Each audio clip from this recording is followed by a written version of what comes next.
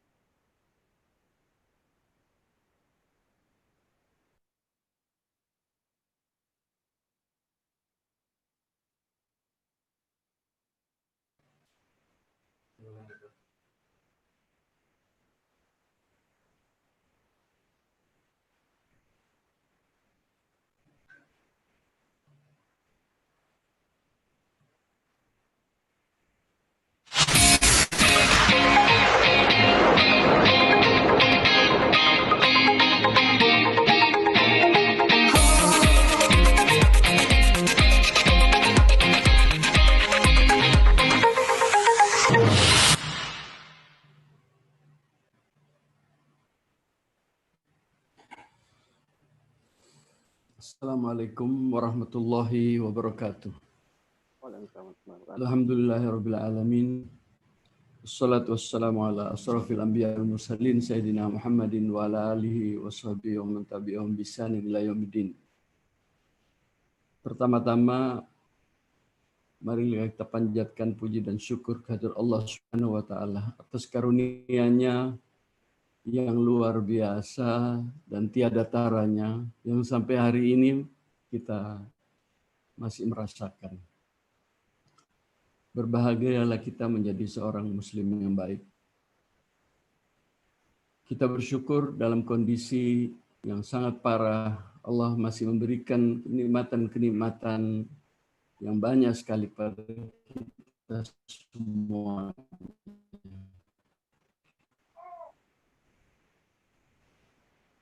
Hari ini saya bangga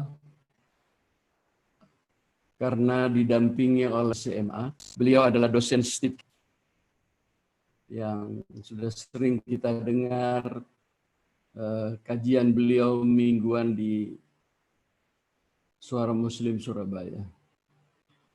Kemudian juga yang kedua, narasumber kita adalah Dr. Abdul Aziz, spesialis forensik.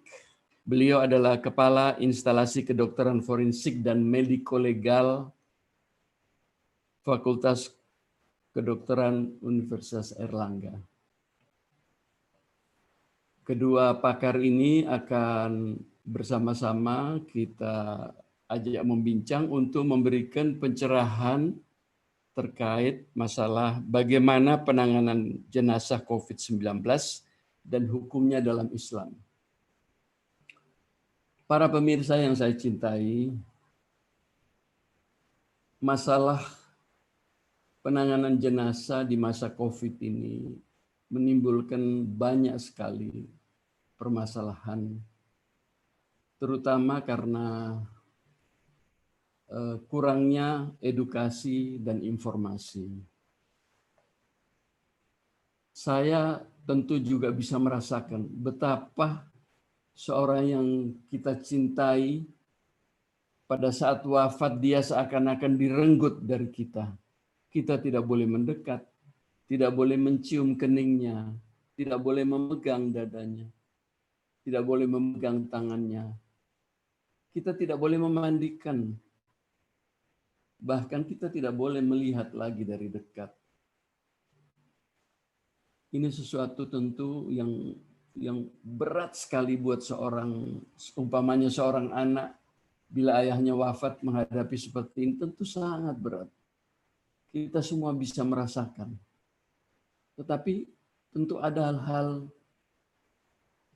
yang lebih besar dari itu yang akan kita bahas. Kenapa harus begitu? Kenapa terpaksa tidak boleh kita mendekat, tidak boleh kita mencium beliau. Bahkan tidak boleh terlalu dekat dengan masyarakat. Kenapa? Kita akan bahas itu dari sudut ilmu kedokteran dan dari sudut hukum agama Islam. Harapan kami tentu dalam pertemuan 1,5 jam ini tidaklah cukup. Tetapi kami selalu membuka website ini untuk menerima pertanyaan-pertanyaan dari para pemirsa, saudara-saudaraku yang tercinta, agar bila ada permasalahan, segera tanyakan. Kita diskusikan bareng. Kami akan lanjutkan ke pakar-pakar yang ada untuk kemudian menjawab pertanyaan Bapak. Sehingga jangan ada kegelisahan, jangan ada pertentangan, jangan ada keributan. Kita sebagai seorang Islam, atiullah wa atiur rasulah wa ulil amri minkum. Taat kepada Allah, taat kepada Rasul, dan taat kepada pimpinan kita, pejabat kita di daerah, baik wali kota, baik bupati, wali kota, gubernur. Kita harus taat. Itu kewajiban sebagai seorang muslim. Oleh karena ini, marilah kita lihat dulu lingkup permasalahan yang ada itu seperti apa sebenarnya. Saya akan tunjukkan potongan video yang untuk memberikan gambaran betapa memang di masyarakat persoalan ini masih sangat menyulitkan. Silakan videonya.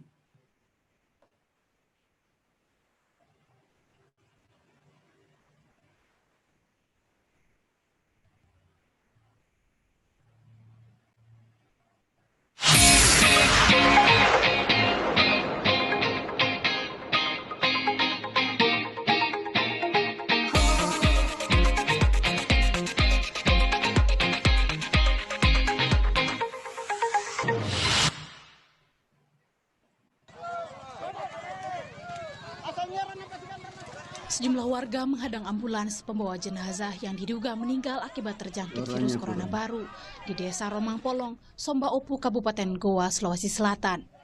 Mereka menutup jalan menuju lokasi pemakaman karena takut warga lain tertular virus corona. Sejumlah orang yang diduga provokator pun dibawa polisi.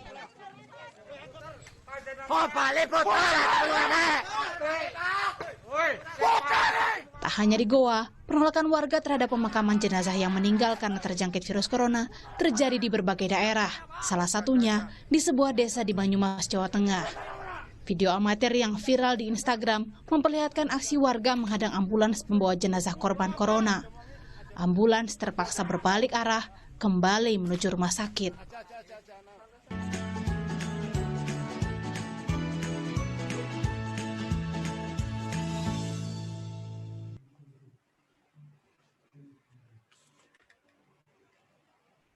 Para pemirsa yang saya cintai, tadi sepenggal cerita dari dua daerah tentang penolakan pemakaman jenazah. Kita bisa mengerti itu yang akan kita bahas bersama-sama. Oleh karena itu, awalnya nanti Ustadz Agung Cahyadi LCMA akan menjelaskan sedikit dengan slide-nya pandangan agama tentang pemakaman jenazah di masa pandemi, di mana terjadi resiko penularan yang berbahaya bagi masyarakat, bagi keluarga dekat, atau masyarakat yang dekat. Kenapa prosedur itu harus dilakukan dengan aturan-aturan sesuai dengan ketentuan medis? Maka Ustadz Agung Cahyadi LCMA akan menjelaskan dari sudut pandang agama dulu. Saya persilahkan Ustadz Agung Cahyadi untuk memberikan paparannya.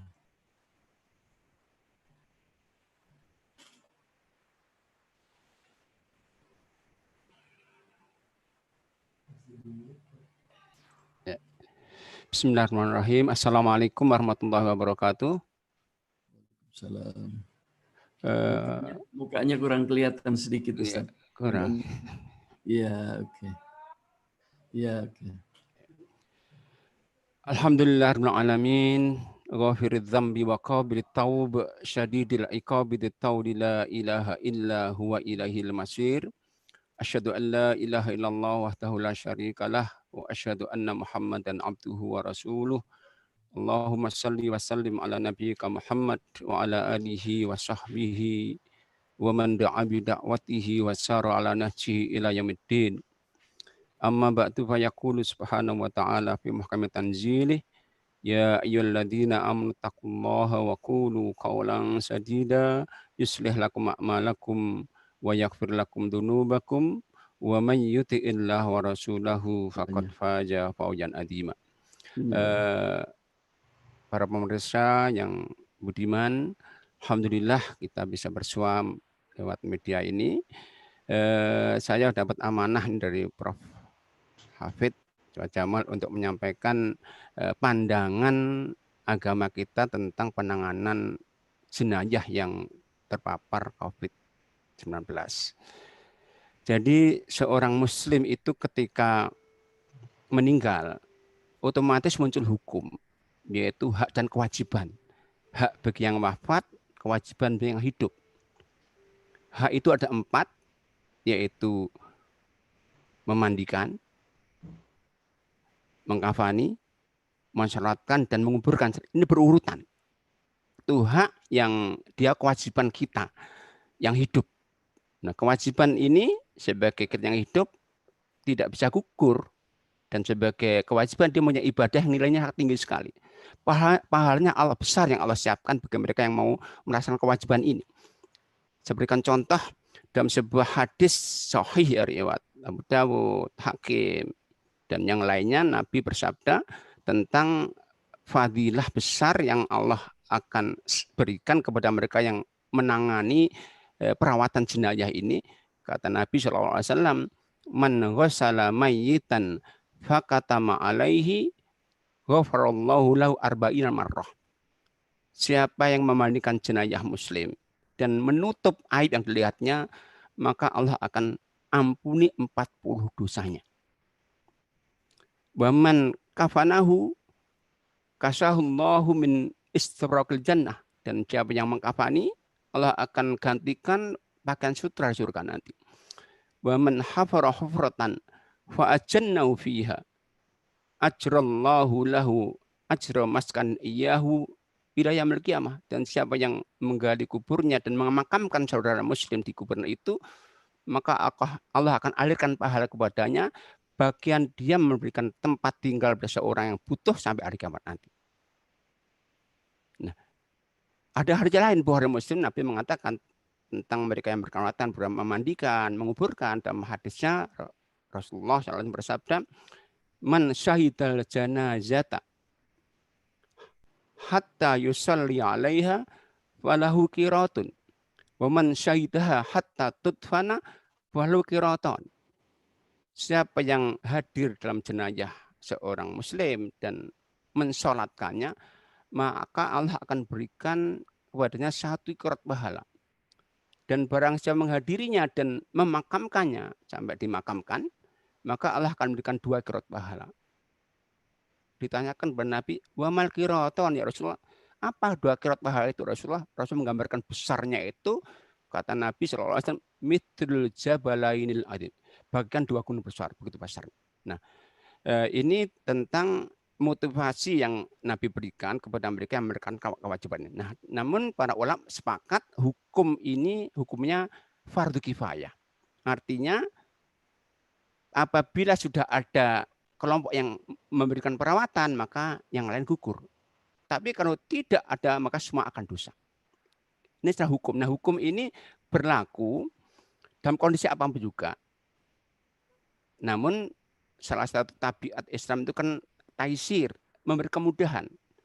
Karena itu agama Islam itu hukumnya aplikatif dalam segala kondisi. Nah, dalam kondisi seperti kondisi yang kita bincangkan ini dalam COVID ini, sekali lagi hukumnya tidak berubah, tapi nanti teknisnya akan berubah. Bahkan bila tidak memungkinkan karena secara medis, ya memang ini dalam kondisi ini medis menjadi muftinya para ustadz ini. Nggak mungkin sebenarnya, maka bisa gugur kewajiban itu. Nggak bisa mandikan karena mungkin nggak mungkin akan berakibat fatal kepada yang memberikan perawatan. Tanya nggak mungkin, maka bisa gugur. Nah, ketika gugur pelaksanaan kewajiban mandikan ini karena nggak mungkin karena medis, maka pahalanya tetap utuh kepada mereka yang mau memberikan perawatan tapi gagal karena terhalang syar'i, terhalang secara medis. Janji Allah bahwa mereka yang sudah niat memberikan perawatan, melakukan ibadah, terhalang syar'i, pahalanya penuh. Dalam sebuah hadis Bukhari, Nabi mengatakan, "Idza maridul abdu aw safara kutiba lahu mithlu ma kana ya'malu muqiman sahihan." Siapapun dari hamba Allah itu yang terhalang syar'i, dikatakan sakit, safar, sehingga dia tidak melaksanakan ibadah sebagaimana yang dilakukan, maka Allah berikan penuh pahalanya persis saat dia melaksanakan sesuai dengan aturannya. Nah, ini kurang lebih begitu. Hukumnya wajib, tapi kewajiban dia gugur karena halang syar'i. Nah, sekali lagi kewajiban-kewajiban yang 4 tadi yang merupakan kewajiban kita bersama ini, sekali lagi itu secara teknisnya nanti tentunya akan menyesuaikan dengan aturan medisnya. Nah, mungkin bisa ditampilkan ya slide-nya, Dokter Eri mungkin. Slide. Baik, Ustaz. Saya tampilkan slide-nya.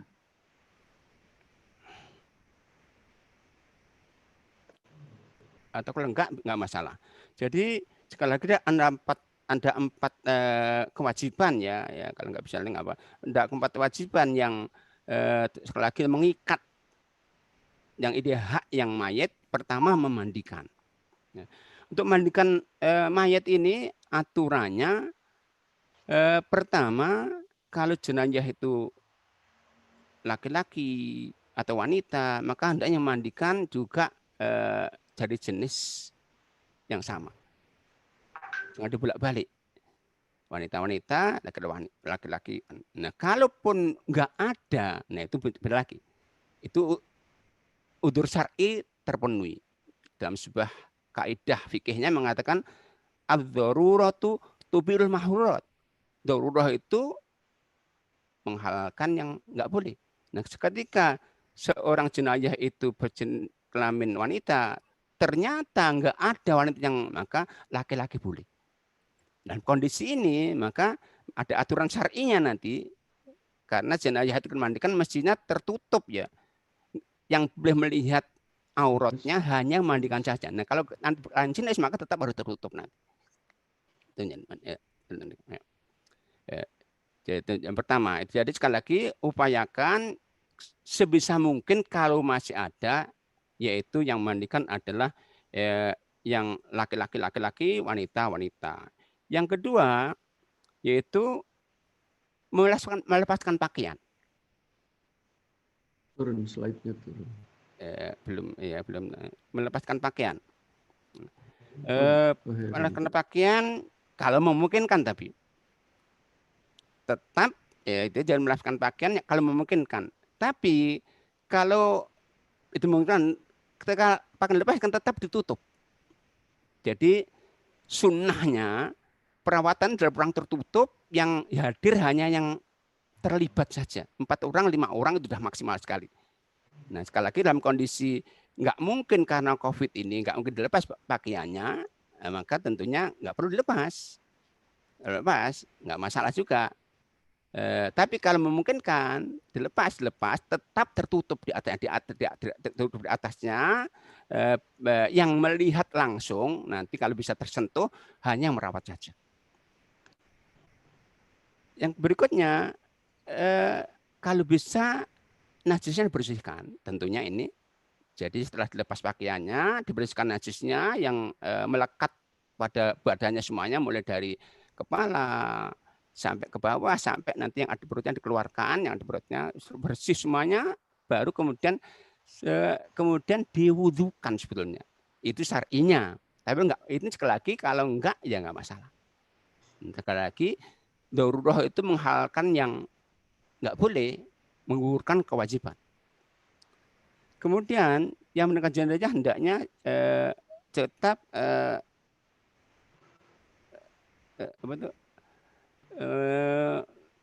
jenayah ini tetap harus diupayakan untuk tertutup ya, sehingga ketika tadi dibersihkan, diwudukan, itu yang mewudukan hanya satu orang saja, yang lainnya dia hanya membantu saja,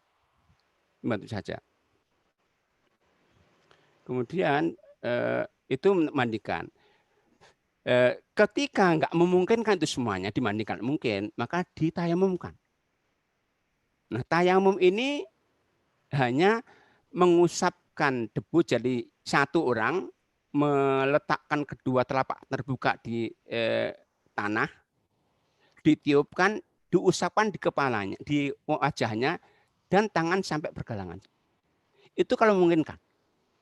Tapi nggak memungkinkan karena mungkin kondisi yang membahayakan yang melakukan perawatan ini, maka gugur semuanya. Darurah syariah. Jadi sekali lagi kewajiban gugur semuanya ketika memang secara medis itu memang nggak memungkinkan karena akan membahayakan bagi yang merawatnya. Ada kaidah syar'inya la dzarara wala dzirar. Jadi enggak yang membahayakan diri nggak boleh, nggak membahayakan orang lain nggak boleh. Ini memandikan ya. Itu kewajiban pertama. Nah, kewajiban kedua adalah mengkafani. Nah, mengkafani mayat ini urutan kedua, dia semua kain yang bisa dipakai untuk hidup bisa dipakai untuk kafani. Karena laki-laki nggak boleh pakai sutra, karena laki-laki warna sutra. Minimal satu lembar yang mengutup semua badannya, minimal. Tapi sunnahnya tiga lapis. Sunnahnya 3 lapis. Itu sunnah secara syar'i. Tapi sekali lagi Nabi sendiri dikafani dengan 3 lapis kain. Tapi kalau nggak ada satu pun lembar baru cukup. Yang boleh menutup semua. Itu kalau mungkin kan. Kemudian kalau dalam kondisi begini, maka kemudian setelah dikafani, maka dimasukkan ke kantong yang aman ya, cara medis aman ya. Itu kalau kondisi darurat COVID ya, yang aman artinya ya yang secara medis nggak bisa membahayakan orang, yang mungkin kedap nggak bisa rembes air, yang tadi nggak membahayakan orang lain. Itu yang kedua. Kemudian berikutnya ada ketika kemudian setelah dimasukkan ke kantong yang aman tentunya, dimasukkan ke peti. Yang juga yang aman, dalam cara medis aman. Ya nggak bocor, meremas air, mungkin nggak udara bahkan. Tapi sunnahnya karena di peti, seperti itu darurat nih, dihadapkan arah barat. Miring ke barat. Karena Nabi mengatakan al-Ka'batu kiblatukum ahya'an wa amwata. Ka'bah itu kiblat kalian dalam keadaan hidup atau mati. Maka orang wafat itu sunnahnya menghadap ke arah barat, yaitu miring kanan. Miring kanan. Itu untuk yang kedua. Yang ketiga yaitu mensolatkan. Nah, perawatan itu nggak boleh tunda-tunda, secara nggak boleh tunda-tunda ya. Disegerakan semuanya. Hadisnya begini, Nabi mengatakan salatun la yu'akhorna. Ada 3 perkara yang nggak boleh tunda. Pertama, as-sholatu idha hanat. Sholat kalau datang nggak boleh nanti-nanti. Kedua, al-janayatu idha hat. Jenayah kalau sudah datang, maka segera berikan. Maka segera sholat. Nah, untuk sholatkan jenayah ini, sekali lagi kalau memungkinkan memang nggak membahayakan, ya sunnahnya ya mendekati. Kalau laki-laki imamnya itu lurusan kepalanya, kalau perempuan tengah-tengah. Itu kalau memungkinkan. Bisa berjamaah. Kalau berjamaah sunnahnya 3 shaf. 3 shaf. Karena nggak ada rukuk, nggak ada sujud, maka bisa rapat. Itu kalau memungkinkan. Kalau nggak memungkinkan, ya menjauh nggak masalah. Kok itu nggak memungkinkan juga, boleh sholat jenazah di kuburan. Ya, jadi di kuburan boleh. Jadi sekali lagi, sholat jenazah itu 1 orang boleh, berjamaah boleh, berkelumbang bolak-balik boleh juga. Kemudian kalau nggak memungkinkan, boleh menjauh dan bahkan boleh di kuburan. Nabi pernah menyolatkan seorang wanita di kuburan, tadi dimakamkan. Kalau nggak mungkin, boleh sholat gaib. Jadi secara medis mungkin itu nggak mungkin kan, maka boleh sholat gaib. Karena sholat gaib itu menurut 2 imam madhab dibolehkan. Syafi'i dan Ahmad membolehkan sholat gaib itu dalam kondisi darurat. Itu untuk kewajiban yang ketiga, hak ketiga. Hak yang keempat, dimakamkan. Ya, ini kondisi nggak normal ya, maka kondisi normalnya sebetulnya jenazah itu digotong 4 orang, tapi kali ini kan nggak normal. Maka ketika dimakamkan, prosesnya juga harus sekali lagi secara syar'i dan juga memperhatikan masalah medisnya. Ya, kotak dimasukkan. Sunnahnya kuburan itu lebih dalam, lebih luas, lebih bagus. Sunnahnya begitu. Jadi kata Nabi, perdalam, perluas. Kalau kondisi normal, sunnahnya ada namanya lahat, ada lubang di sebelah barat. Kalau kita jenazah dimasukkan agar nggak tergencet urukan. Tapi ini kan peti, nggak mungkin ya. Masukkan peti saja. Sekali lagi kepala usahakan sebelah utara tadi, kepala sebelah utara. Kalau di kita agar dia karena miring menghadap ke arah barat. Itu untuk pemakaman. Untuk masukkannya itu bebas ya. Kalau dalam para ulama berbeda, memang dari arah mana itu berbeda. Kalau Imam Syafi'i ada dari arah selatan, kita dari arah kakinya. Kalau Imam Ahmad, kalau Imam Abu Hanifah dari arah barat. Dan kita Indonesia yang madhab Syafi'i pun pakai madhab prakteknya pakai madhab Abu Hanifah dalam memasukkan jenazah, itu biasa aja, nggak masalah. Kemudian penguburan jenazah itu ya, kalau dalam kondisi itu roh boleh lebih dari 1. Kalau itu roh nggak mungkin tempatnya sempit, nggak cukup, boleh 1, 2 nggak masalah. Bahkan kondisi normal pun boleh. Pada perang Uhud itu para Nabi SAW menguburkan sahabat-sahabat, ada 1 lubang 2 orang. Abdul bin Syakhs dengan Hamzah, itu nggak masalah. Itu kondisi-kondisi yang memungkinkan. Dan kemudian aturan syar'inya memang kuburan itu nggak boleh ditinggikan tanahnya kecuali maksimal 1 jengkal saja dari tanah urukan itu. Boleh diberi tanda, kalau Nabi patok saja 1 batu saja sebagai tanda bahwa ada orang yang meninggal di sini. Itu secara syar'i begitu. Jadi sekali lagi, ketentuan syar'i ini hukumnya nggak pernah hilang, tapi teknisnya sesuai kita mengikuti medis selama ini. Karena dalam kondisi ini muftinya para ustadz medis dalam kondisi ini, yaitu para dokter. Tapi sekali lagi, yang wajib itu bisa gugur kalau secara medis memang nggak mungkin kan. Dan tetap itu bernilai syar'i, bernilai ibadah yang sama. Barangkali itu yang bisa disampaikan, monggo nanti dikembangkan dalam dialog. Mungkin sementara itu yang bisa disampaikan. Mohon maaf kalau ada khilaf. Assalamualaikum warahmatullahi wabarakatuh. Waalaikumsalam warahmatullahi wabarakatuh. Ustadz Agung Cahyadi sangat jelas dan sangat runtut sekali. Rasanya seperti tidak ada pertanyaan lagi yang perlu ditanyakan, ya sudah jelas semuanya ya. Tetapi untuk memberi pencerahan kepada masyarakat, kita akan coba menguliti apa sih pertanyaan dari masyarakat selama ini yang ada ya. Pak Abdul Aziz, mungkin saya akan menuju Dr. Abdul Aziz, karena Dr. Abdul Aziz ini memang ahli forensik kedokteran. Jadi ahli forensik kedokteran itu memang yang menangani masalah-masalah yang terkait kematian, jenazah, dan otopsi dan pemeriksaan sesudah meninggal, sudah wafat. Beliau yang ahlinya. Beliau juga kebetulan adalah kepala departemen, kepala instalasi kedokteran forensik. Pak Dr. Abdul Aziz yang saya hormati, ada beberapa hal yang menjadi pertanyaan. Misalnya ditanyakan, memangnya virus itu sampai kapan hidup di jenazah itu? Kok sampai dibungkus plastik, ditutup peti itu? Memangnya kan kalau di barang-barang di jalan, di plastik kan paling antara 3 jam sampai 12 jam. Yang di jenazah ini sampai berapa lama sebetulnya? Mungkin itu dulu Pak Dr. Abdul Aziz.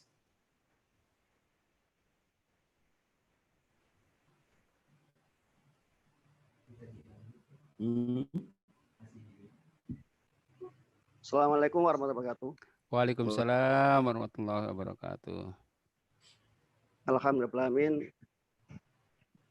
saya bisa bergabung bersama Prof. dan para hadirin semuanya, termasuk Ustadz Agung. Karena ini sebenarnya kan mendadak sekali, Prof. Mohon maaf aja, sebenarnya narasumber yang seharusnya adalah Dr. Edi. Tadi pagi Dr. Heri menghubungi saya. Dan mohon maaf, mungkin saya tidak bisa membawakan slide seperti yang disampaikan Ustadz Agung tadi. Untuk menjawab pertanyaan dari Prof. tadi, sebenarnya belum ada penelitian, terutama di Indonesia, dan saya belum membaca di luar negeri, terkait sama berapa lama virus corona SARS-CoV-2 ini bertahan di jenazah. Namun perlu diketahui bahwa jenazah ini seiring dengan waktu itu akan mengalami proses pembusukan. Tentunya ini yang jadi patokan kita, sehingga menurut ilmu tanatologi, ilmu yang mempelajari kematian dan perubahan-perubahan yang terkait sama kematian, serta hal-hal yang bisa mempengaruhi perubahan pasca kematian itu, awal terjadinya pembusukan itu adalah 8 jam setelah seseorang dinyatakan meninggal dunia. Sehingga itu barangkali yang jadi pedoman kita saat ini. Untuk lebih amannya, maka sebelum itu terjadi, kita akan melakukan pemulasaraan jenazah ini secara protokol kesehatan sesuai dengan regulasi yang ada untuk penyakit COVID-19 ini. Barangkali itu yang bisa saya jawab dari pertanyaan Prof tadi. Jadi maksudnya Pak Dr. Abdul Aziz, kalau terjadi pembusukan, kenapa Pak Dr. Abdul Aziz? Kalau contohnya kalau misalkan aja kita ngomong HIV/AIDS, di mana HIV/AIDS ini kan virusnya kan hidup di sel yang hidup. Kalau terjadi pembusukan atau sebelum pembusukan itu sel-sel pun akan mati, sehingga untuk kalau kita ngomong ini kita mungkin melenceng sedikit Prof ya. Untuk virus HIV/AIDS itu akan mati bersamaan dengan matinya sel atau mati seluler begitu. Dan ini pun kita juga berandai-andai seperti itu, sehingga ketika coronavirus ini berada di tubuh jenazah, ketika jenazahnya sudah mengalami mati seluler, kita beranggap juga akan terjadi kematian pada sel virus corona itu. Begitu, Prof. Oh, begitu ya. Jadi sekarang kenapa harus dibungkus plastik, Pak Abdul Aziz? Nomor satu, tentunya kita lihat bahwa jenazah itu akan mengeluarkan cairan dari dalam tubuh jenazah itu sendiri. Seperti disampaikan oleh Ustadz Agung tadi, apalagi dengan proses pemandian jenazah itu disunahkan untuk mengeluarkan kotoran dari perut jenazah itu. Sehingga kemungkinan besar maka lubang-lubang tubuh jenazah itu pun akan bisa mengeluarkan cairan yang mungkin masih mengandung virus corona ini, sehingga potensi untuk penularan kepada orang yang membawa jenazah itu juga besar. Untuk menghalangi proses penularan itu atau mengurangi risiko penularan itu, maka jenazah itu dilakukan pembungkusan dengan plastik yang kedap dengan cairan. Begitu, Prof. Iya, ya. Jadi memang ternyata jenazah yang sudah wafat itu nanti dalam proses beberapa jam itu ada kemungkinan keluar cairan dari hidung, mulut, telinga atau dari dubur ya Pak ya. Dan itu cairan itu berisiko menularkan. Begitu Pak Dr. Abdul Aziz ya. Ya. Oleh karena itu sesudah walaupun sudah dimandikan, sudah ditutup semua, masih tetap ada kemungkinan cairan itu masih bisa keluar. Dan cairan itu menular kalau sampai terkena orang di luar itu ya. Oleh karena itu dia harus dibungkus plastik yang betul-betul kuat. Seberapa kuat plastiknya itu, Pak Abdul Aziz? Jadi kalau kita membungkusnya itu ada rangkap dua, Prof. Nomor satu adalah plastik yang ketebalannya 0,2 mm yang seperti blongsong begitu ya. Mungkin kalau kantong panjenengan gitu ya seperti kantong. Bungkus kacang, Prof ya. Kalau ada di ya itu kan kecil itu kan, dipotong-potongi, kemudian kalau kita bungkus kacang kan kemudian dipanasi sehingga ujung-ujungnya tertutup. Itu seperti itu. Nah, ini pun seperti itu juga, namun ukurannya kan lebih besar. Sehingga kantongnya itu bisa masuk seluruh tubuh itu, kemudian ujung-ujungnya diikat rapat. Iya, iya, iya. Oke, jadi bukan seperti ada resleting gitu, bukan ya?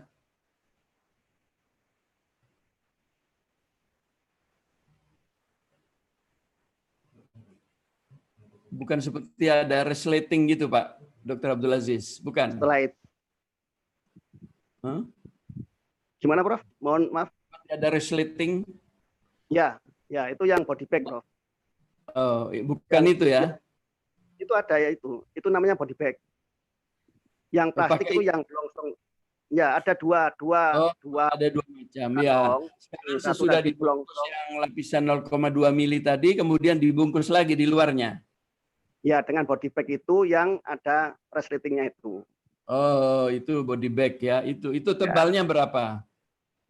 Ya, hampir sama, Prof. Antara 0,2 sampai 0,3 mili. Oh iya. Oke. Jadi sekarang apakah itu sudah aman, Pak? Maksud saya begini, kalau itu sudah aman, kenapa harus pakai peti? Jadi untuk pemetian itu sebenarnya adalah tidak diwajibkan. Jadi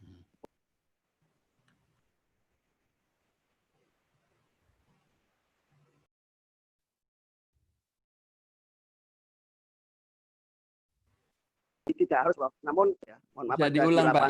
Bisa diulang, tadi terputus sinyal, Pak. Iya. Jadi untuk peti ini tidak harus. Yang diharuskan adalah plastik sama body bag itu. Setelah tentunya yang dikafani juga.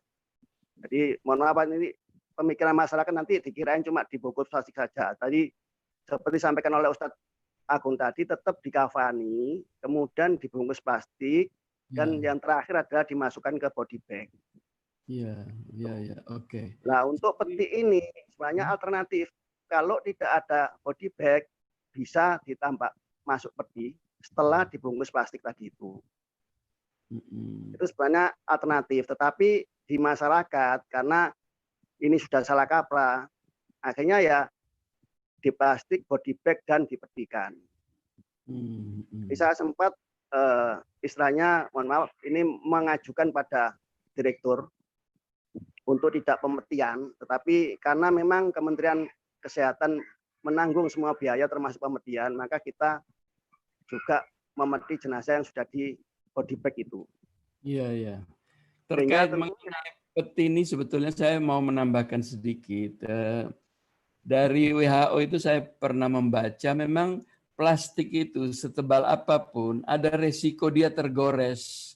Waktu juga tergantung berat badannya si jenazah, berat badan besar kadang-kadang waktu ngangkat bisa rusak kantongnya itu. Jadi peti itu mungkin lebih dianjurkan oleh WHO karena untuk mengurangi resiko kemungkinan plastik itu robek. Begitu betul Pak Dr. Aziz ya? Ya, mungkin juga seperti itu Prof. Jadi kalau plastik kan memang resiko kalau tertusuk sesuatu bisa lubang, sehingga memang lebih amannya adalah ditambahkan peti begitu. Iya. Nah, mungkin nanti kalau Pak Ustadz Agung ada pertanyaan, boleh langsung ke Dr. Abdul Aziz, Pak Ustadz ya. Baik, baik. Saya ada pertanyaan lagi tadi, sesuai urutannya Ustadz Agung Cahyadi tadi. Sebelum dia dikafani kan dimandikan, Pak. Proses pemandiannya itu dilakukan oleh orang-orang yang memang sudah biasa memandikan mestinya ya, Pak ya. Jenazah orang Islam kan ada aturannya sendiri di Karamjangan. Seperti apa aturannya memandikan itu, Pak?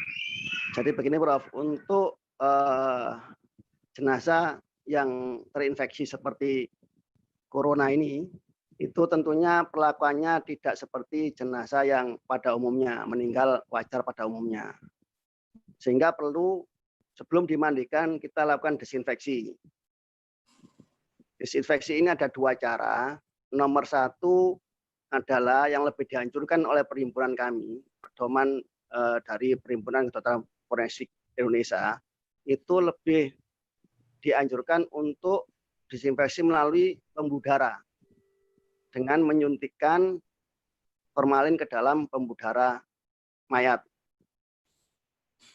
Sehingga harapannya nanti virus yang ada di dalam tubuh jenazah yang terpapar corona ini akan meninggal dunia juga begitu, Prof. Tetapi ada cara lain yang saat ini lebih banyak dilakukan di lapangan adalah melakukan penyemprotan tubuh jenazah ini dengan klorin 0,5%. Dan itu pun akan dilakukan penyemprotan juga pada body bag ataupun kantong jenazah, bahkan pada peti jenazah tersebut.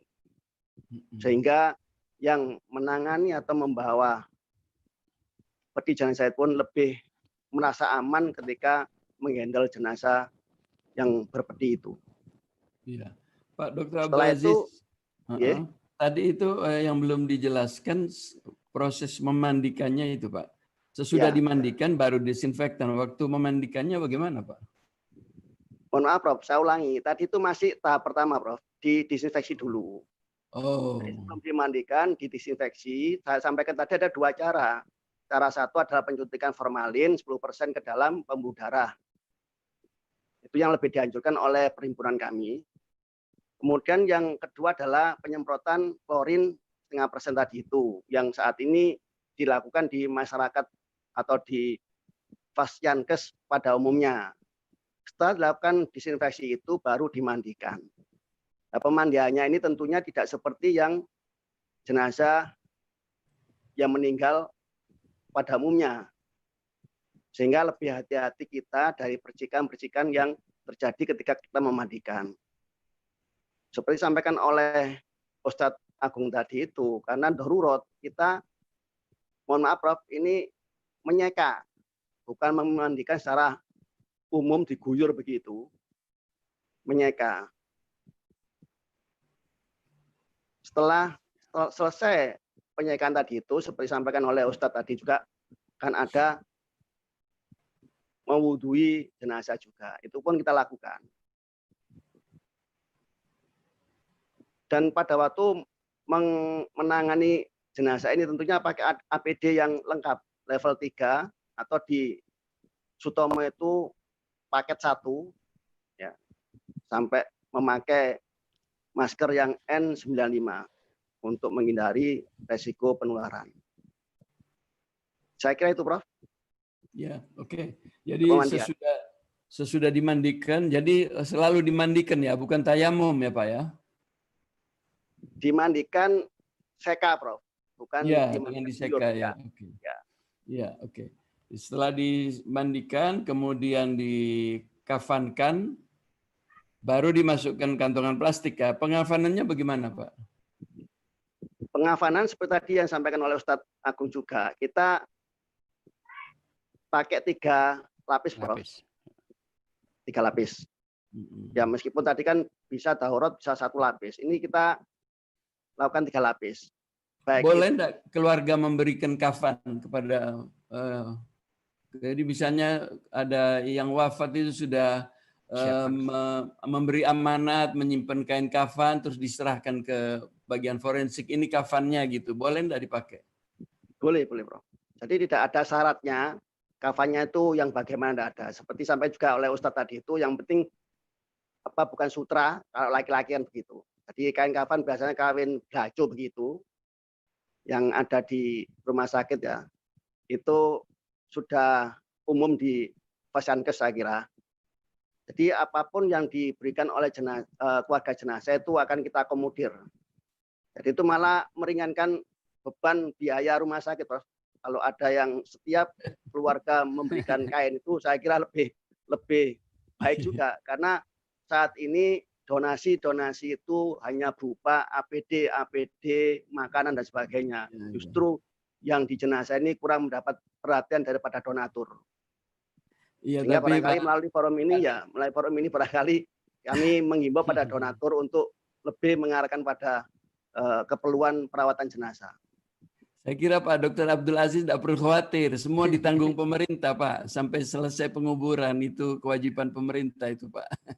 Ya, tapi perlu diketahui Prof, ini itu yang terkonfirmasi Prof. Kalau yang tidak terkonfirmasi ya seperti sampaikan tadi itu, setelah dimakamkan hasilnya negatif, jadi tidak bisa diklaim Prof. Jadi persyaratan klaim itu bisa cair ketika ada lab terkonfirmasi. Padahal yang kita tangani itu adalah suspek pun kita tangani secara COVID, karena kita lebih menjaga kemungkinan tertular penyakitnya itu. Iya. Oke. Nah sekarang gini Pak, pertanyaannya. Kan sudah dibungkus plastik, artinya sudah dimandikan, dikafankan, dibungkus plastik, disolatkannya sesudah di dalam peti atau sebelum di dalam peti, Pak? Jadi begini, seperti fatwa MUI dan juga dari Kemenak itu kan sholat ini kan sebenarnya kan bisa dilaksanakan ketika di rumah sakit atau Vasankes, ketika sudah di peti atau bahkan di pemakaman sebelum dimasukkan liang lahat ataupun setelah dimasukkan liang lahat, bahkan juga bisa dianjurkan sholat gaib di rumah masing-masing seperti itu, atau di musola-musola di mana jenazah ini bermukim begitu. Nah, di Sutomo ini ketika selesai di peti, maka peti masih di atas berangkar, kemudian kita akan melakukan sholat di tempat penerimaan jenazah kepada keluarga. Ya, oke. Pertanyaannya sekarang, kalau sudah pakai peti boleh nggak dibawa pulang disolatkan di rumah atau di masjid oleh keluarga, Pak? Begini, Prof. Untuk pensolatan itu kita mengakomodir pada keluarga untuk bisa mensolati di rumah sakit atau Vasankes. Jadi ketika ada keluarga yang mau ikut dipersilakan. Untuk mensolati di rumah itu kita tidak menganjurkan, karena regulasinya ketika sudah dari rumah sakit dibawa oleh ambulan langsung dibawa ke pemakaman. Itu untuk menjaga terjadinya pembukaan peti atau kantong jenazah yang sudah dilakukan oleh pihak Vasankes, Prof. Gitu. Oke, jadi keluarga bisa ikut serta sholat jenazah di rumah sakit pada saat dilakukan sholat jenazah ya Pak ya? Pak Abdul Aziz? Pak Dr. Abdul Aziz? Ya sinyalnya agak terganggu sedikit, enggak apa-apa. Sementara ke Ustadz Agung, Ya, tadi ya. prosedurnya sudah jalan ya Ustadz ya, Iya, mohon maaf. sesuai durasinya. Mungkin ada beberapa pertanyaan Prof. Ya, kepada monggo. Dr. Abdul Aziz ya. Yang pertama kaitan memandikan. Iya, Prof. Ya, Dr. Abdul Aziz bisa terdengar suara saya, Dr. Abdul Habib? Aziz?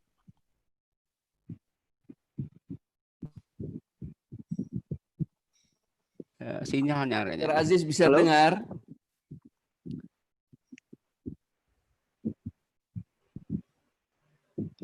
Dr. Abdul Aziz bisa dengar? Iya, apa tadi yang ditanyakan Pak Ustadz Agung? Pertama, dokter, yaitu kata memandikan. Memandikan itu bukan dengan menyeka ya. Memandikan itu minimal air itu mengalir di tubuh. Kalau nyeka kan diwaslap saja itu. Jadi kalau selama bisa dimandikan, dialirkan, kalau memang takut disemprotkan mungkin disemprotkan. Yang penting intinya mandikan itu air itu mengalir ke seluruh anggota tubuh mayat, itu mandikan. Jadi, nah itu yang pertama. Yang kedua yang saya tanyakan kaitan peti, kalau memang tidak wajib dan terantisipasi tidak bocor plastiknya, bisa nggak misalnya sampai kuburan peti peti nggak dimasukkan? Kan berarti sudah dibawa dalam keadaan aman tuh plastiknya, nggak bocor. Jadi kalau masukkan dalam kondisi dikeluarkan dari peti itu jenazah itu untuk jadi makan sesuai dengan biasa aturan normal, miringkan kanan dan sudah terjamin nggak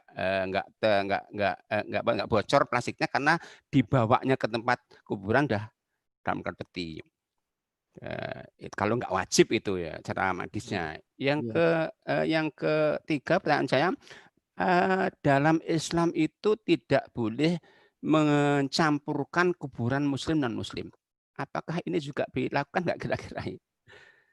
Ketika yang terkena yang wafat karena COVID ini juga mungkin non Muslim, apakah juga dipisahkan kuburannya? Waalaikumsalam. Nah, itu mungkin sementara pertanyaan dari saya, Prof. Terima kasih Ustadz Agung. Dr. Abdul Aziz, dengar ada tiga Pak? 3 pertanyaan. Pak Ustadz Abdul Aziz, Pak Dr. Abdul Aziz, dengar? Saya ulang pertanyaannya. Halo? Sinyal ini. Ya, Dr. Abdul Aziz masih mute, Dok. Ya, oke. Ya, sudah. Masih mute, Pak. Ya, oke. Tadi dengar 3 pertanyaan, Pak. Saya ulang. Belum, Prof. Yang terakhir aja. Ya, monggo, Prof. Saya ulang ya. 1, kenapa diseka? Kan mestinya lebih bagus air mengalir. Kalau bisa air mengalir kan lebih bagus. Kan tadi sudah orangnya, petugasnya kan pakai APD lengkap level 3. Ya. Sudah didesinfeksi, kan mestinya sudah aman. Kenapa tidak pakai air mengalir saja? Kan lebih afdal. Itu pertanyaan pertama. Pertanyaan kedua, kalau peti tidak wajib, ya dilepas saja. Pertanyaan ketiga, tidak boleh memakamkan campur antara non-muslim sama kuburan muslim dalam satu pemakaman gitu, dari tanah pemakaman. Bagaimana Pak Abdul Aziz? Makasih Prof. Terdengar Prof ya? Halo? Enggak. Nomor 1 Prof ya. Kenapa tidak dimandikan seperti pada umumnya diguyur begitu? Karena memang begini Prof, mohon maaf aja kalau di Sutomo itu penanganan jenazah ini tidak semuanya ditangani di kamar jenazah. Satu contoh di IGD itu ada namanya kamar jenazah, tetapi itu juga darurat, tidak ada meja memandikannya, kemudian juga ruangannya itu pun tidak ada separasi begitu, sehingga kemungkinan nantinya limbah yang tumpah itu akan lari kemana-mana dan resiko menulari orang lain begitu. Iya. Yang di RIK itu pun ada namanya mortuary room, itu pun sama, tidak disetting seperti kamar jenazah, yang meja pemandiannya itu ada listnya di samping itu, sehingga kalau kita mandikan guyur itu akan lari ke satu titik penyaluran limbah begitu. Iya. Oke. Yang kedua, yang peti tadi itu Ya mohon maaf aja, mungkin barangkali tadi yang sampaikan Prof tadi juga benar juga yang ada di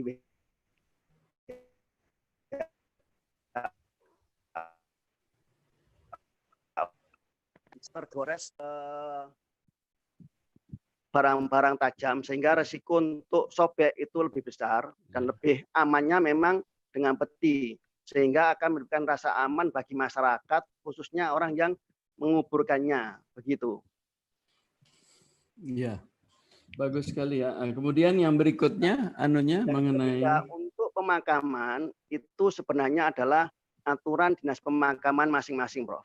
Sebenarnya tidak perlu dipisahkan. Sebenarnya menurut keilmuan kami itu kalau sudah dibungkus plastik 2 rangkap dan ditambah peti, insya Allah cairan yang ada dalam tubuh jenazah itu tidak akan bisa keluar. Sehingga resiko itu kecil sekali untuk terjadi perembesan cairan ke dalam atau keluar peti dan mengkontaminasi orang-orang yang membawa jenazah itu. Apalagi sudah ditanamkan di dalam tanah begitu. Seharusnya masyarakat pun bisa menerima, tidak harus dipisahkan pemakaman COVID sendiri, kemudian pemakaman non-COVID sendiri begitu. Bukan, pertanyaannya kalau tidak salah dari Ustadz Agung itu, apakah pemakaman pasien COVID dan Muslim dan non-Muslim itu dipisah? Tidak ada sebenarnya, Prof. Tidak ada. Jadi kita itu mengikuti aturan dari dinas pemakaman sendiri. Jadi kita cuma ngontak sama dinas yang terkait, ini jenazah seperti ini mau dimakamkan di mana. Untuk di Surabaya itu sudah ditempatkan di pemakaman Keputi dan Bapak Jerawat Benowo. Bahkan ada yang masih di bawah koordinasi Pemkot Kota Surabaya, satu lagi itu tidak mau menerima. Dan kita tidak bisa memaksakan itu karena itu kewenangan, bukan kewenangan kita. Ya, enggak. Tapi saya kira sudah jelas. Mungkin Ustadz Agung selama ini memang pemakaman untuk yang Muslim di pemakaman Muslim di Keputi itu juga terbagi 2, Pak Ustadz Agung. Dan juga kalau ada keluarga ingin bawa di pemakaman keluarga, asal diantar oleh petugas, saya kira nggak masalah. Tapi asal ada petugas yang mengantar gitu kan, Dr. Abdul Aziz ya?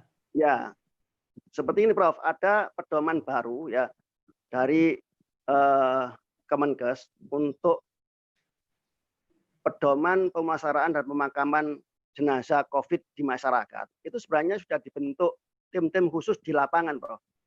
Paling tidak itu ada gugus tugas tingkat kelurahan. Nah, itulah yang mengatur, seharusnya yang mengatur sampai pemakaman terjadi selesai pemakamannya. Tetapi permasalahan di masyarakat, seperti saya sampaikan tadi itu, gugus tugas COVID tingkat kelurahan itu tidak jalan. Sehingga semuanya diserahkan pada rumah sakit.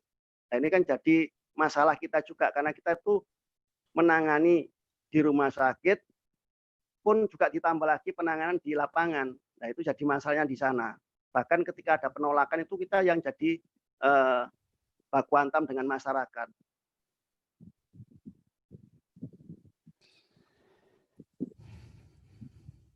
Itu tambahnya, Prof, barangkali. Saya mungkin nambahkan lagi, Prof. Mungkin, Prof. Ya. Oke. Monggo. Iya. Jadi, Prof, jadi dalam ini saya dari pandangan fikih, Prof, ya. Iya, penting. Dalam fikih itu alternatif ketika kita nggak bisa mandikan, nggak wudhu itu adalah tayamum. Ya. Sementara mandikan tayamum itu syaratnya airnya mengalir. Nah, ketika disekap berarti airnya nggak mengalir. Nah, maksudnya ketika nggak mungkin dimandikan karena tadi dokter Abdul kan takut airnya kemana-mana, tayamum saja gitu loh. Ya, begitu. Ya, jadi karena seka itu bukan pengganti mandi. Pengganti mandi itu tayamum. Karena mandi itu airnya harus mengalir ke tubuh sama wudhu. Maka ketika tadi Dr. Aziz menyampaikan kalau dimandikan memang rawan kemana-mana airnya, apa tidak lebih baik ditayamumkan syarat syar'inya begitu tayamum, atau lebih mudah yaitu dengan mengusap, jadi meletakkan kedua telapak tangan ke tanah, kemudian ditiupnya, mengusap wajah dan tangan sampai telapak tangan saja. Wala itu secara fikih begitu Pak alam sahab. Nggih, matur suwun. Nggih, nggih Dr. Aziz. Ustaz Agung, ya. Nggih. Tapi mohon maaf, Nggih. Ustaz Agung. Nggih. Jadi kadang-kadang itu kan begini, Ustaz Agung. Si keluarga jenazah itu minta dimandikan. Itu ini kan masalah norma di masyarakat kan juga berbeda dengan tadi fikih yang disampaikan oleh Ustaz Agung tadi. Mungkin saya setuju dengan Ustaz tadi, barangkali ditambahkan lagi tadi diseka begitu biar bersih permukaan tubuhnya begitu. Ditambah lagi nanti terakhir ditayamkan ya begitu. Seka sebagai untuk menjawab kekhawatiran keluarga nggak dimandikan, nanti keabsahannya secara ditayamumkan. Menurut saya begitu. Nggak masalah juga menurut saya. Karena seka itu bukan pengganti mandi. Oke, Dr. Aziz, terima kasih Dr. Aziz. Saya setuju, Ustaz. Maka turun. Barangkali kita bisa di lapangan kita ikuti anjuran dari Ustaz Agung.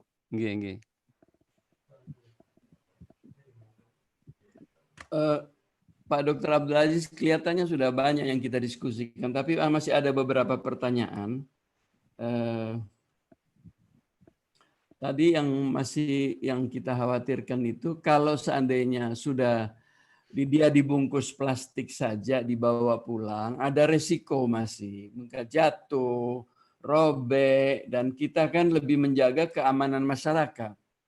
Ya. Nah, sekarang sudah dibungkus peti, sudah ditutup peti, itu keluarganya minta dibawa pulang, boleh nggak? Jadi untuk regulasi yang ada itu tidak dibolehkan untuk dibawa pulang, Prof. Ketika selesai dipeti dan dibawa oleh mobil jenazah, harus langsung ke tempat pemakaman. Itu regulasi yang ada, Prof. Kenapa itu, Pak? Khawatirnya tadi tuh, khawatirnya kalau nanti tidak dibawa langsung ke pemakaman, di rumah akan dibuka. Bahkan mungkin dimandikan lagi. Itu sudah terjadi di lapangan. Saya sampaikan tadi, Prof, ada pedoman tadi yang dikeluarkan oleh Kemenkes tadi itu. Kalau memang tim gugus tugas di tingkat kelurahan itu berjalan dengan bagus, saya kira tidak masalah, Prof. Dibawa ke rumah untuk disolatkan lagi, ya tidak masalah. Tentunya nanti akan ada kontrol dari tim gugus tugas di tingkat kelurahan tentang protokol kesehatannya. Karena memang insya Allah lebih aman karena sudah dipeti tadi itu untuk proses penularan, resiko penularan lebih kecil lagi dibanding kalau cuma diplastiki saja begitu. Tapi harus ada jaminan bahwa di lapangan itu tidak diapa-apakan lagi setelah dipeti itu tadi itu. Ya, Pak. Nah, ini tentunya harus ada koordinasi antara dinas atau instansi terkait, Prof. Sehingga nanti akan terjamin apapun masyarakat minta akan diakomodir, tetapi harus ada pemantauan dari pihak yang terkait. Kalau diserahkan semua pada rumah sakit sampai bahkan mohon maaf, Prof, ini driver mobil jenazah dari rumah sakit kadang-kadang ditahan oleh gugus tugas tempat di mana jenazah dimakamkan sampai pemakaman selesai. Ini kan kasihan karena kita tidak hanya menangani satu jenazah. Bahkan saya tadi sempat sebelum acara disampaikan bahwa di Sutomo itu sekarang sudah rata-rata 10 jenazah COVID itu yang kita pulasara secara COVID itu. Iya. Iya, jelas sekali Dr. Abdul Aziz penjelasannya. Jadi memang kami sendiri melihat beberapa risiko-risiko yang bisa terjadi di masyarakat itu. Karena bagaimanapun rasa cintanya keluarganya terhadap yang wafat, handai tolan yang sangat sayang kepada yang wafat, sehingga ingin berdekatan, ingin membawa pulang, ingin membuka, ingin mencium, itu kadang-kadang sulit untuk dihindari kalau tidak dijaga oleh pihak keamanan.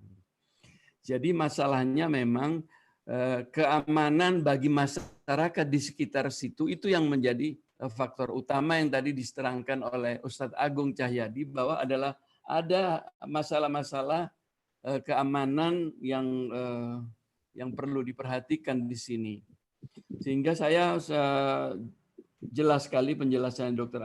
Abdul Aziz tadi bahwa prosedur plastik, peti itu harus dilakukan dan harus segera dibawa ke pemakaman karena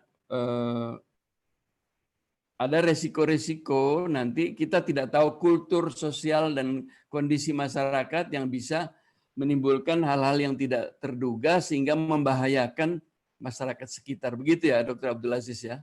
Iya, iya, Prof. Ya. Masih ada pertanyaan, Ustadz Agung? Cukup, Prof. Ya. Iya. Dari saya ada lagi beberapa hal, yaitu seberapa besar resiko penularan ini terhadap petugas yang melakukan pemulasaran, Pak? Jadi perlu diketahui dulu, Prof. Yang dimaksud pemulasaran ini kan masyarakat masih belum paham benar.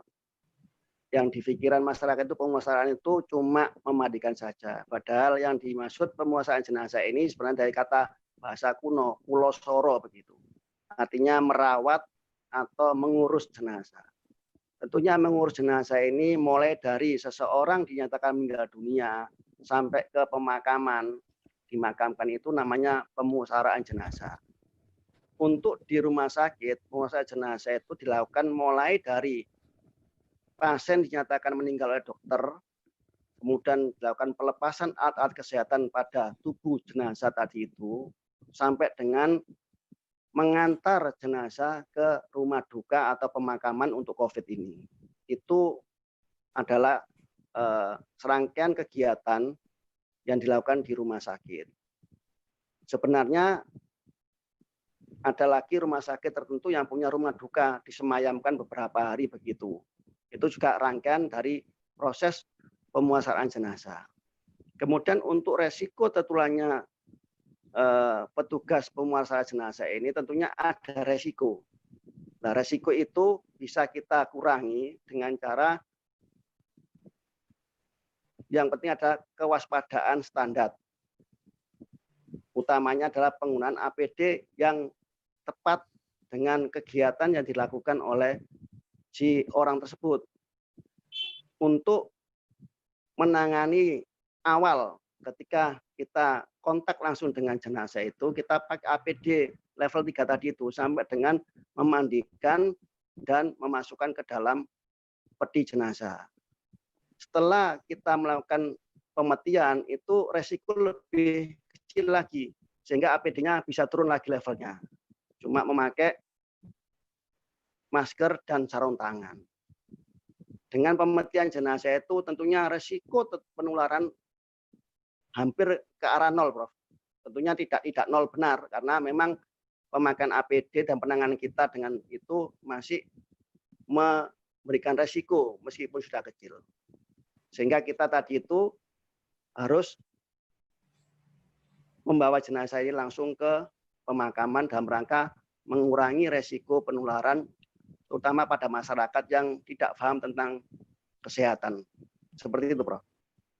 Pernah enggak Pak Abdul Aziz dilaporkan ada yang tertular petugas-petugasnya gitu karena menangani COVID ini pada saat pemulasaraan begitu, Pak? Jadi 2 minggu yang lalu kita webinar dengan perhimpunan pusat dan cabang PDFI se-Indonesia. Ada staf forensik yang 3 orang di salah satu cabang PDFI itu ada 3 orang. Jadi tetap ada resiko ketika kita tidak mengindahkan APD yang benar. Begitu, Prof. Oke. Jadi luar biasa bahayanya, Pak ya. Beresikonya sangat-sangat berbahaya ya, Pak ya. Iya. Sampai sudah wafat pun masih tetap ada resiko sehingga ada petugas yang terkena gitu ya, Pak ya. Oke. Iya, Prof. Ada satu pertanyaan lagi yang saya terima ini yaitu begini. Kalau sudah di plastik, di peti, sudah disolatkan, dibawa ke pemakaman, kan biasanya umat itu, masyarakat, keluarga ikut mendampingi waktu pemakaman. Biasanya di situ dibacakan doa oleh seorang ustadz. Boleh enggak itu dilakukan? Jadi sebenarnya kalau proses pemakaman itu pun bisa diikuti oleh keluarga almarhum atau almarhumah. Tentunya dengan tidak melanggar protokol kesehatan. Yang dianjurkan adalah social distancing dan pemakaian APD. Untuk APD masyarakat umum itu kan pakai masker. Saya kira tidak masalah, Prof. Jadi regulasi atau pedoman-pedoman yang diterbitkan oleh instansi terkait itu sudah membolehkan juga tentang proses ikut sertanya warga untuk pemakaman. Jadi yang penting adalah protokol kesehatan itu dijalankan, begitu, Prof. Dijalankan ya. Oke. Saya kira kita sampai kepada pertanyaan terakhir dari saya. Ada pertanyaan. Jadi dari film cuplikan video yang tadi di awal itu ada masyarakat yang menolak dimakamkan di daerah perumahan mereka karena mereka takut tertular. Nah, ini yang paling penting perlu dijelaskan. Bagaimana sebetulnya, Pak? Jadi seperti yang saya sampaikan di depan tadi itu, resiko penularan itu bahkan mendekati nol ketika sudah ditanam di lubang liang lahat itu. Tapi pemakamannya itu untuk syaratnya yang diterbitkan oleh WHO itu adalah 250 meter dari sumber air. Saya tidak tahu ini dasarnya apapun, tidak tahu. Yang jelas dari WHO mensyaratkan seperti itu. Kalau memang ada pemakaman yang sumbernya sesuai dengan aturan itu, saya kira bisa. Dan untuk penularan itu sangat kecil sekali. Bahkan mendekati 0% begitu. Sehingga masyarakat tidak perlu khawatir. Bahkan ini pun terjadi ketika dulu HIV/AIDS muncul di negara kita ini. Dan saat ini sudah terbentuk sistem yang sebenarnya bisa di-copy pastekan pada COVID ini. Yang telah terbentuk sistem penanganan jenazah HIV di masyarakat itu ketika ada warga yang meninggal HIV, maka warga ini lapor RT akan lapor ke Puskesmas dan Puskesmas akan menurunkan tenaga khusus untuk menangani jenazah itu sesuai dengan protokol penanganan HIV/AIDS. Dan sebenarnya itu kalau di copy pastekan, insya Allah tidak akan terjadi hal-hal yang tidak diinginkan di masyarakat. Dan tentunya peran serta tim gugus tugas tingkat kelurahan itu sangat berperan sekali, sehingga itu akan menjamin keselamatan khususnya adalah petugas kesehatan yang menangani jenazah COVID-19 itu, Prof. Ya, jadi kesimpulannya bahwa biasanya di tempat pemakaman yang sudah disediakan areanya itu selama dimakamkan di daerah pemakaman itu aman ya Pak ya untuk sekitarnya ya. Jadi tidak perlu ada rasa khawatir sama sekali terjadinya penularan ya Pak ya. Iya, betul. Ya, oke. Terakhir Bapak tadi menyampaikan tentang gugus tugas kelurahan. Yang menghubungi gugus tugas itu siapa sebenarnya? Apa keluarga atau dari rumah sakit? Jadi kalau kita baca di pedoman pemusaraan dan pemakaman jenazah COVID itu alurnya demikian, Prof.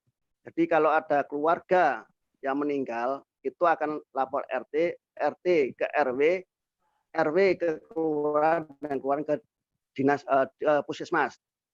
Puskesmas akan melakukan tim kesehatannya ke rumah almarhum untuk melakukan tracing apakah jenazah ini terindikasi terpapar virus corona atau tidak.